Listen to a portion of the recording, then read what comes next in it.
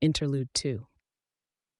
There were very few things, in Victoria Dallon's estimation, that were cooler than flying. The invisible force field that extended a few millimeters over her skin and clothes just made it better. The field kept the worst of the chill from touching her, but still let her feel the wind on her skin and in her hair.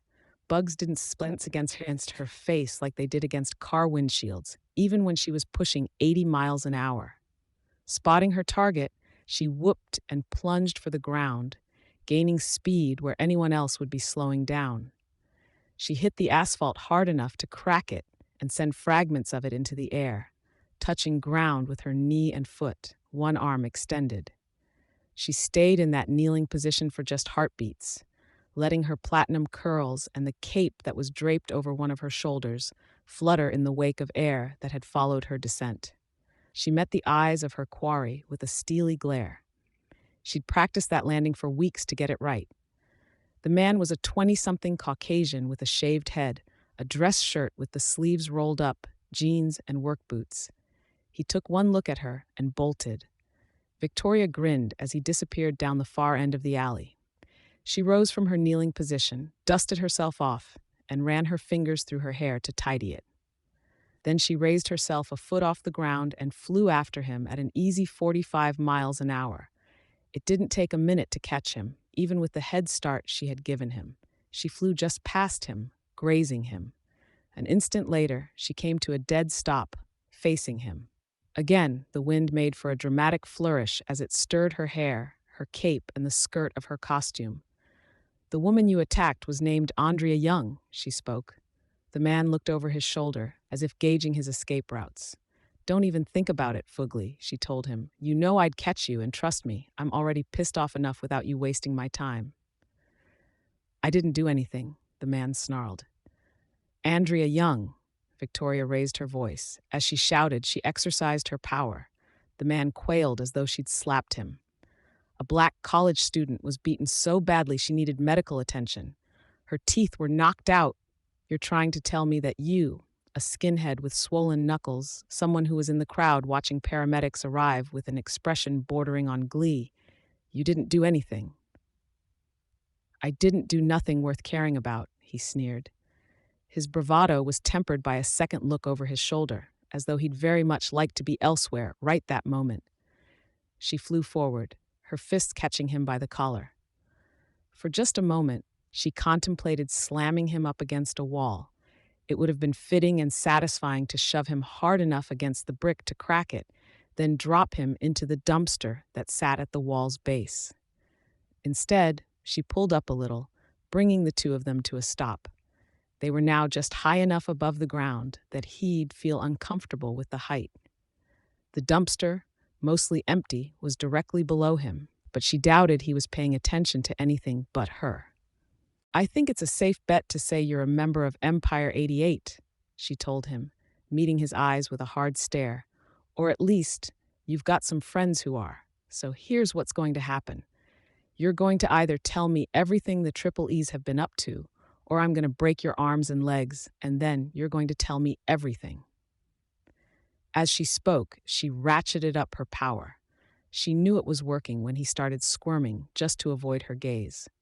"Fuck you. You can't touch me. There's laws against that shit," he blustered, staring fixedly over one shoulder. She turned up her power another notch. Her body thrummed with current, waves of energy that anyone in her presence would experience as an emotional charge of awe and admiration. For those with a reason to be afraid of her, it would be a feeling of raw intimidation instead.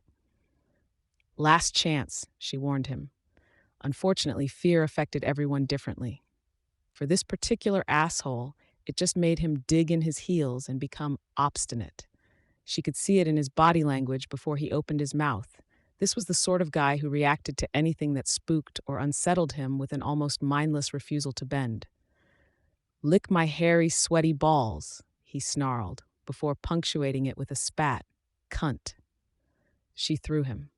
Since she could bench press a cement mixer, though it was hard to balance something so large and unwieldy, even a casual toss on her part could get some good distance.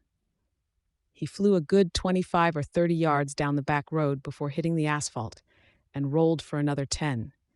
He was utterly still for long enough that Victoria had begun to worry that he'd somehow snapped his neck or broken his spine as he'd rolled. She was relieved when he groaned and began to pull himself to his feet. "Ready to talk?" she asked him, her voice carrying down the alley. She didn't move forward from where she hovered in the air, but she did let herself drop closer to the ground. Pressing one hand against his leg to support himself as he straightened up, he raised his other hand and flipped her the bird, then turned and began to limp down the alley. What was this asshole thinking? That she would just let him go? That she would just bend to his wightless lack of self-preservation? That she was helpless to do any real harm to him? To top it off, he was going to insult her and try to walk away? "Screw you too," she hissed through her teeth. Then she kicked the dumpster below her hard enough to send it flying down the little road. It rotated lazily through the air as it arced towards the retreating figure, the trajectory and rotation barely changing as it knocked him flat. It skidded to a halt 3 to 5 yards beyond him, the metal sides of the dumpster squealing and sparking as it scraped against the asphalt. This time he didn't get up. "Fuck," she swore. "Fuckity fuck." She flew to him and checked for a pulse. She sighed and then headed to the nearest street. She found the street address, grabbed her cell from her belt and dialed. "Hey, sis?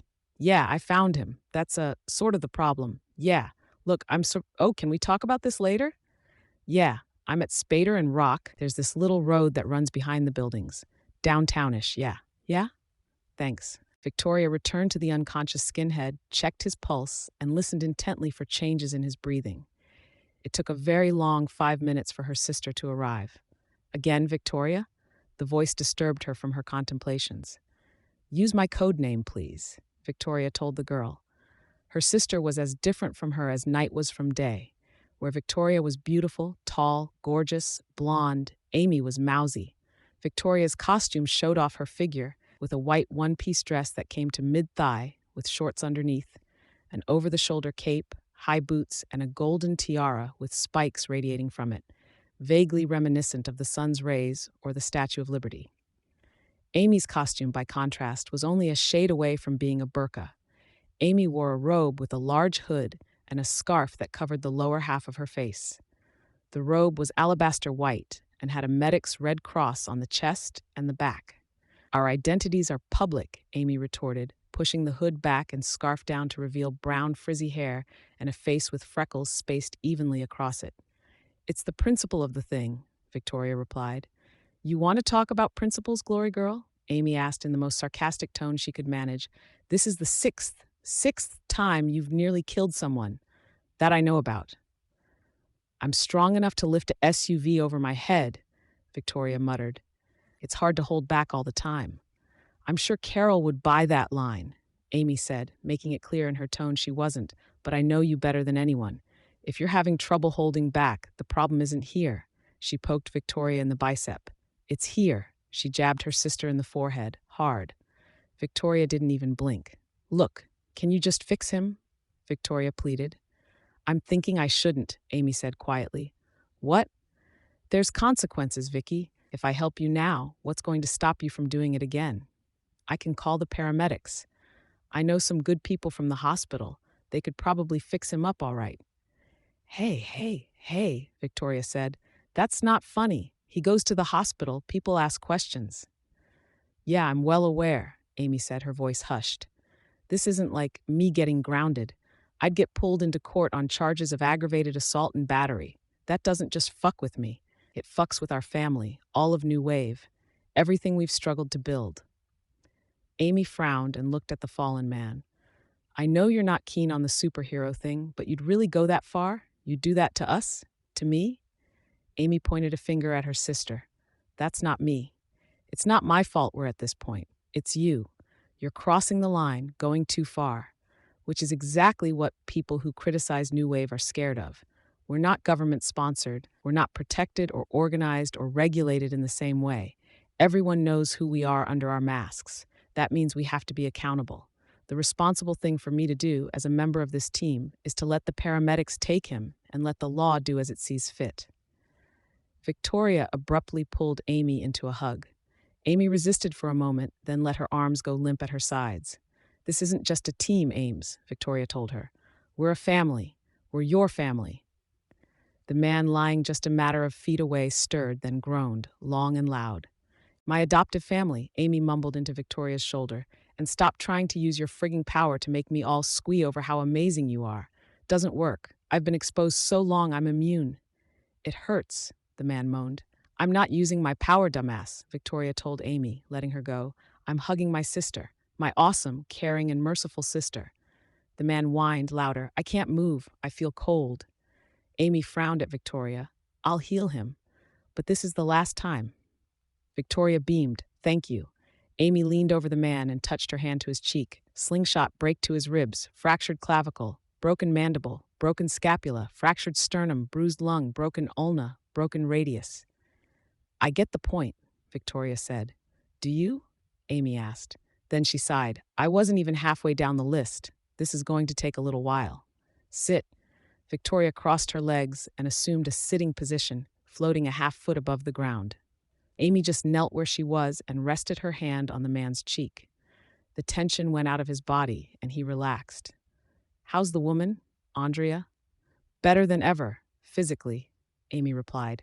I grew her new teeth, fixed everything from the bruising to the scrapes, and even gave her a head-to-toe tune-up. Physically, she'll feel on top of the world, like she had been to a spa and had the best nutritionist, best fitness expert, and the best doctor all looking after her for a straight month. Good, Victoria said. Mentally, emotionally, it's up to her to deal with the aftermath of a beating. I can't affect the brain. Well, Victoria started to speak. Yeah. Not can't, won't. It's complicated, and I don't trust myself not to screw something up when I'm tampering with someone's head. That's it. That's all. Victoria started to say something, then shut her mouth. Even if they weren't related by blood, they were sisters. Only sisters could have these sorts of recurring arguments. They had gone through a dozen different variations on this argument before. As far as she was concerned, Amy was doing herself a disservice by not practicing using her powers on the brain. It was only a matter of time before her sister found herself in a situation where she needed to do some emergency brain surgery and found herself incapable.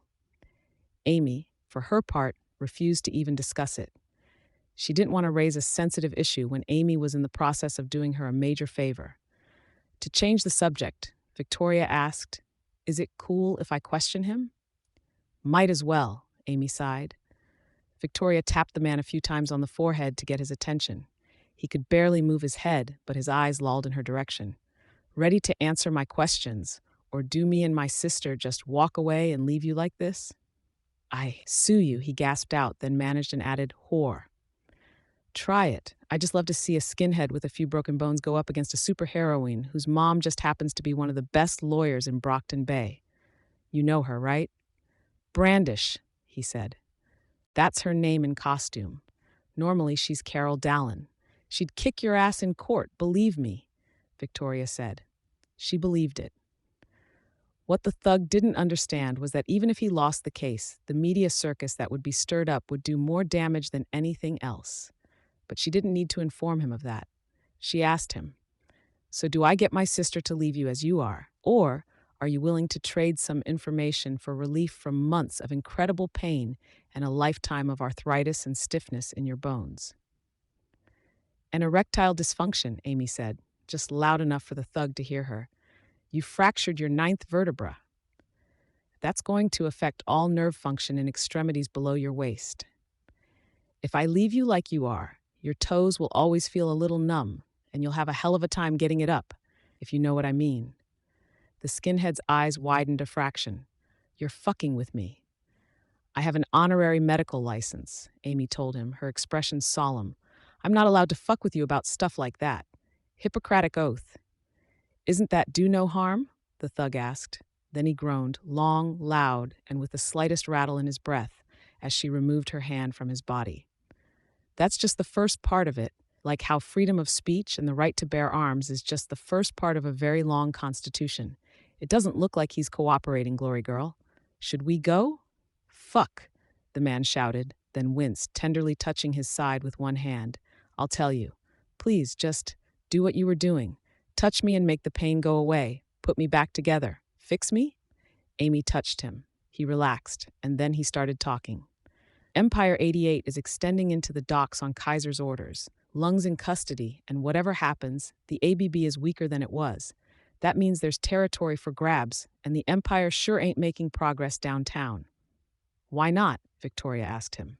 This guy, Coyle, don't know what his powers are, but he's got a private army. Ex-military, all of them. At least 50, Kaiser said, and every one of them has top-notch gear. Their armor's better than Kevlar. You shoot 'em, they're back up in a few seconds. Least when you shoot a pig, you can be pretty sure you broke a few ribs. But that's not the fucked up thing. These guys, they've got these lasers hooked up to the machine guns they carry around. If they don't think bullets are doing it, or if they're after people who are behind cover, they fire off these purple laser beams that can cut through steel, tear through any cover you're standing behind, and burn through you too. Yeah, I know about him. His methods get expensive, Victoria said. Top-of-the-line soldiers, top-of-the-line gear. The thug nodded weakly. But even with money to burn, he's fighting us over downtown territories. Constant tug of war, neither of us making much headway. Been going on for months, so Kaiser thinks we should take the docks now that the ABB are on the outs, gain some ground somewhere easier. Don't know any more than that, as far as his plans. Who else is up to something? Faultline. The bitch with the freaks in her crew? She's a mercenary, different goals. But maybe, if she wanted to branch out, now would be the time to do it. With her rep, she'd even do all right. Then who? There's a power vacuum in the docks. Kaiser's declared he wants to seize it, but I'm willing to bet he's warned you about others making a play.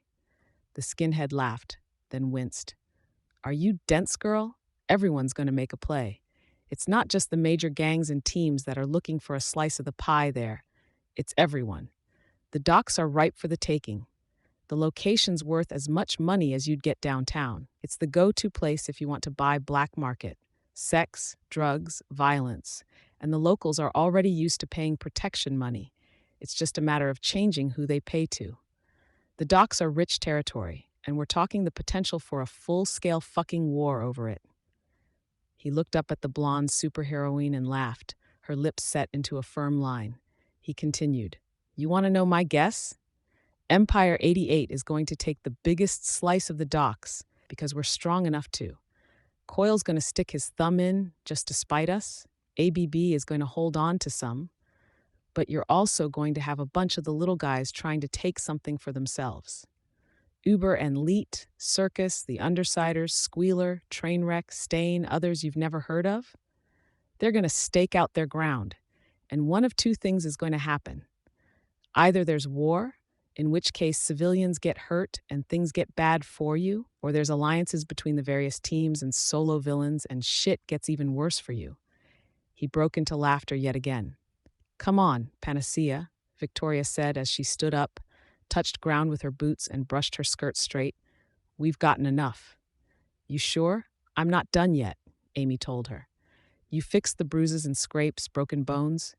Everything that could get her in trouble, in other words. Yeah, but I didn't fix everything, Amy replied. Good enough, Victoria decided. Hey, the skinhead shouted. The deal was you'd fix me if I talked. Did you fix my cock? He tried to struggle to get to his feet, but his legs buckled under him. Hey, I can't fucking walk. I'll fucking sue you. Victoria's expression changed in an instant, and her power flooded out, blindsiding the thug. For an instant, his eyes were like those of a panicked horse, all whites, rolling around unfocused.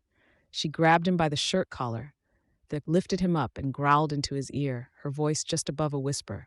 Try it. My sister just healed you. Most of you, with a touch. Did you ever wonder what else she could do? Ever think maybe she could break you just as easily? Or change the color of your skin, you racist fuck? I'll tell you this, I'm not half as scary as my little sister is. She let him go. He collapsed in a heap on the ground. As the two sisters walked away, Victoria pulled her cell phone out of a pouch on her belt with her free hand. Turning to Amy, she said, Thank you. Play safe, Victoria. I can't bring people back from the dead, and once you've gone that far, I'll be good, I'll be better, Victoria promised as she dialed with one hand. She put the phone to her ear. Hello? Emergency services? Requesting special line, new wave, glory girl, incapacitated criminal for you to pick up, no powers. No, no rush, I can hold. Looking over her shoulder, Victoria noted the thug still floundering and half crawling. He's not going to get up? He'll be numb from the waist down for another 3 hours. His left arm will be iffy for about that long, too, so he's not going to move unless he can drag himself somewhere with just one limb. He'll also have numb toes for a good month or so, too, Amy smiled. You didn't actually? No, nothing was broken, and I didn't screw up anything beyond a temporary numbness. But he doesn't know that. Fear and doubt will complete the effect, and the suggestion becomes a self-fulfilling prophecy. Amy, Victoria laughed, hugging her sister with one arm, weren't you just saying you weren't going to mess with people's heads?